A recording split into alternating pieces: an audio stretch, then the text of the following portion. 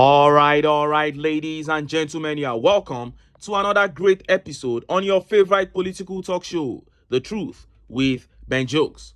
Now, the report coming out of Enugu State is not good at all. It's not like we have good news coming out of other parts of Nigeria except Abia State, but this one from Enugu is alarming because the people and the culture of the Southeast does not in any way agree with these recent happenings in Enugu. Governor Peter Mbah of Enugu State is a PDP governor, but as you know, over 70% of PDP members and officials are compromised. They run errands for TINUBU, and I believe strongly that Peter Mbah is one of them.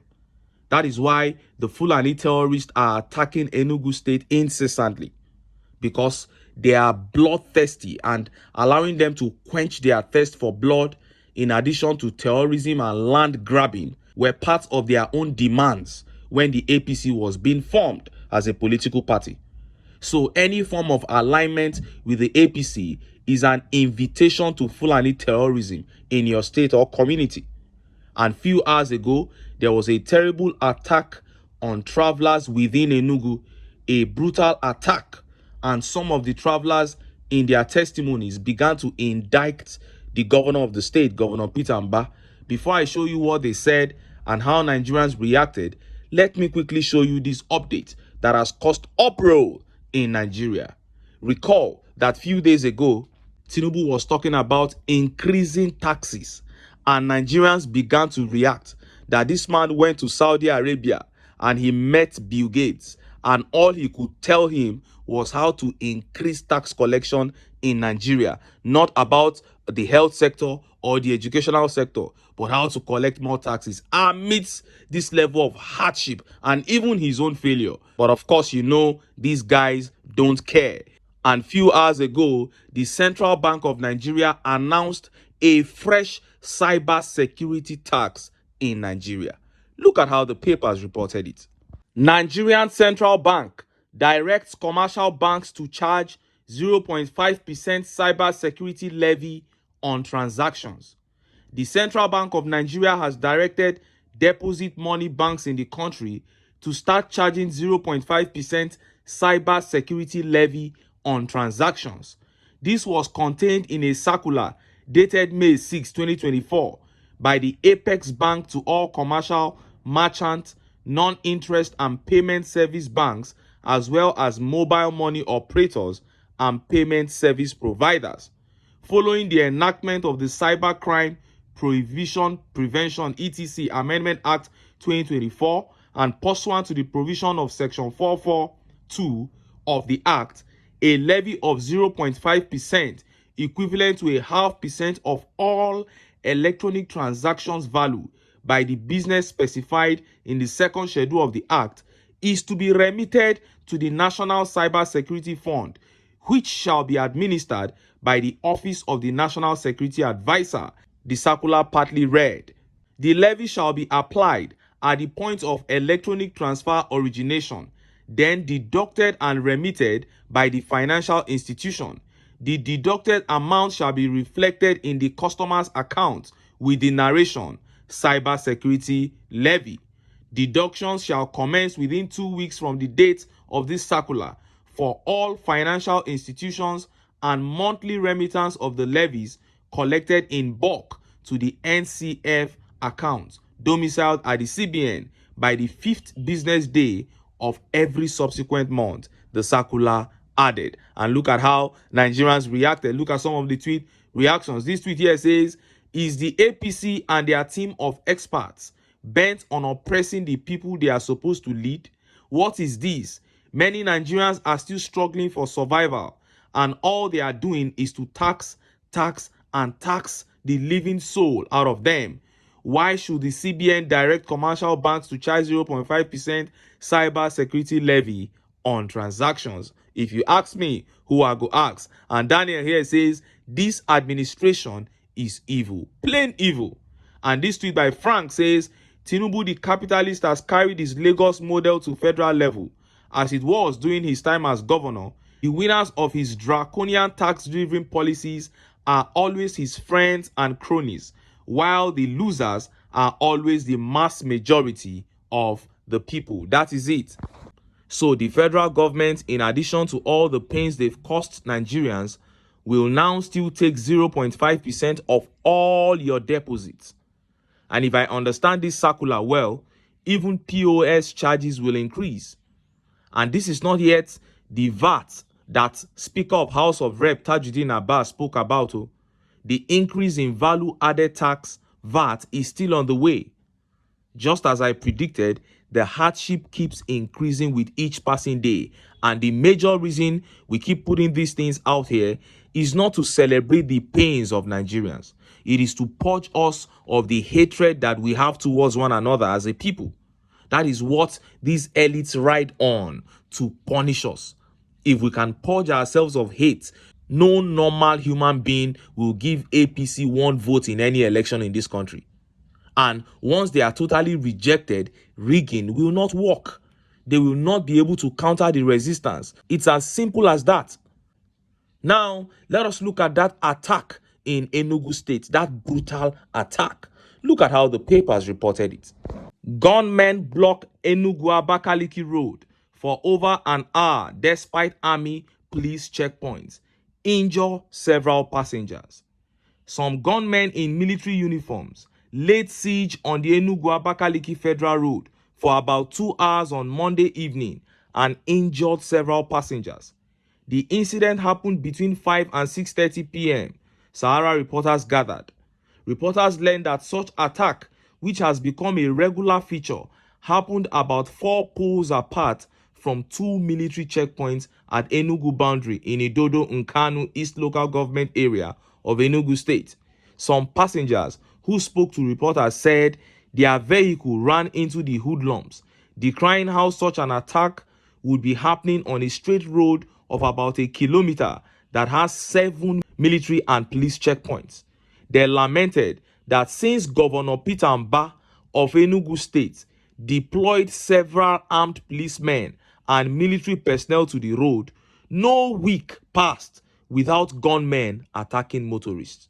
Some of the victims had gunshot wounds and machete cuts on their foreheads, shoulders, and hands. Also, the windshields of so many vehicles were shattered with bullets. Security personnel at the Ebonyi State side of the boundary told reporters that attacks on the side of the road had become a regular thing. For the past 30 to 45 minutes, the gunmen have been shooting non-stop. This is not the first or even second in a few days. In each attack, those in military uniforms are always among them. The security personnel revealed that about 3 weeks ago, 14 passengers were kidnapped at a military checkpoint, including a senior road safety official who was later shot despite his family having paid 2 million naira ransom. According to security officials, investigation and eyewitness accounts had revealed that the gunmen in military uniforms were Fulani headsmen. Unfortunately, both the government and security chiefs in Southeast don't want to call them by name. Also, some of the attacks that happened at the military checkpoints are done in collaboration with some soldiers, a source said. Meanwhile, efforts to speak with the Enugu State Police Public Relations DSP Daniel Ndukwe were unsuccessful as he could not take his calls at the time of filing this report. However, the road was later cleared for motorists to pass after about 1 hour 30 minutes when the hoodlums eventually left the road. This is highly unacceptable. You heard what the passengers said. They said the attacks became regular and intense after the governor Peter Mbah put security forces on the roads. So without doubt, he put them there to counter self-defense mechanisms, self-defense groups like the ESN. So the Fulani attackers can continue to have a field day like they are doing now. I think it is up to every billionaire, multimillionaire, and all the illustrious sons and daughters of the Southeast to rise up now and stop this. This is not about propaganda. The governor's hands are not clean, and the establishment that is probably using him is far, far bigger than him. The big men and women in the Southeast should rise up and stop this. It must not be allowed to spread, because if it spreads, even they will not be spared. There is nowhere they can run to. Are you going to completely abandon your home? That's not possible. I saw a video yesterday where billionaire businessman Arthur Eze was urging IGBOS to support TINUBU, and he made a statement. He said after 8 years, Nigeria will change, that support TINUBU now before we die. Support TINUBU before we all die. What is the meaning of that? This is the same kind of nonsense that this man said under Buhari when he was saying that Buhari will hand over to Igbos after 8 years. Nonsense. Please, this is not the time for selfishness. The influential men and women of that region should rise up and stop this because it is spreading fast. Yesterday, a monarch was killed in Ebonyi State by gunmen. This cannot be allowed to continue. Now, in other news, Governor of Osun State, Adeleke, has confronted the Lagos State government over the deportation of Osun State indigenes from Lagos to Osun State. You know, when the news broke out, some said it was propaganda. You know, TINUBU lost in Osun State and Lagos State. Those were the only states in the southwest where he couldn't manipulate. Now, there are demolition houses in Lagos and Osun State indigenes are being deported. Do you see the pattern? I thought they told you it was all about Yorubas. Look at how the papers reported it. Osun government confirms Sahara reporter's story of buses dropping youths packed from Lagos by Sanwo-Olu's administration begins probe. Governor Ademola Adeleke of Osun State has stated that the Lagos State government has promised to investigate the alleged deportation of youths from the state to Ilesha town. Reporters had reported how the Nigerian police force, in conjunction with the Lagos State Task Force, packed hundreds of residents and young people from the streets of the state on Friday and dumped them in Osun State. One of the youths, who said he was taken away by the Nigerian police at his place of work on Friday afternoon, had narrated his ordeal to Sahara reporters. He said the law enforcement agents packed young people from Aja, TBS, and island areas of the state and gathered them inside an uncompleted building at the Makoko police station before moving them to a forest in Ilesha town in Osun State. He had said there were about 5 luxurious buses filled with youth that were taken to Osun State in the company of policemen. Reacting to this in a statement issued by the spokesperson Olawale Rasheed, Adeleke revealed his government had set up a committee to look into the matter. According to Rasheed, the state team reported that eyewitness accounts confirmed the dropping of the youths in several luxurious buses by a team suspected to be from Lagos State. He said the state's reports showed that the youths were systematically dropped at Ilesha-Akure Express Junction, breweries, Ilesha-Ibodi-Iginla to Ife Express Junction, Osun-Ankara Express Junction, Imelu Express Junction, and Ikperindo Express Junction. And look at how Nigerians reacted. This tweet here says, in Southwest, Lagos State voted for the Labour Party, while Osun State voted for PDP. These are the only 2 states in the Southwest that were not won by APC. Today, almost every building in Lagos is going down, and Osun indigenes are being deported. I hope it is clear. And this tweet here says, Yoruba deporting Yorubas in their own country. Where is the love? Elections are over and reality sets in. They are Lagos, they are Lagos.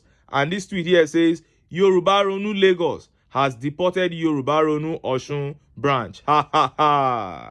And Rose Ayeola says, Hausas deporting Almajiris to their states. Lagos now is deporting Osun to their state.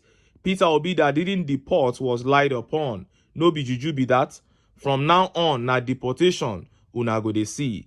I say Obi oil for head too strong. Make una leave the man alone. Anyway, make I leave am here. Make I still enter town. Make I go get some ogbonge political news wey una go like. Why? Because of una. Now I dey here, so don't go away. Don't go away.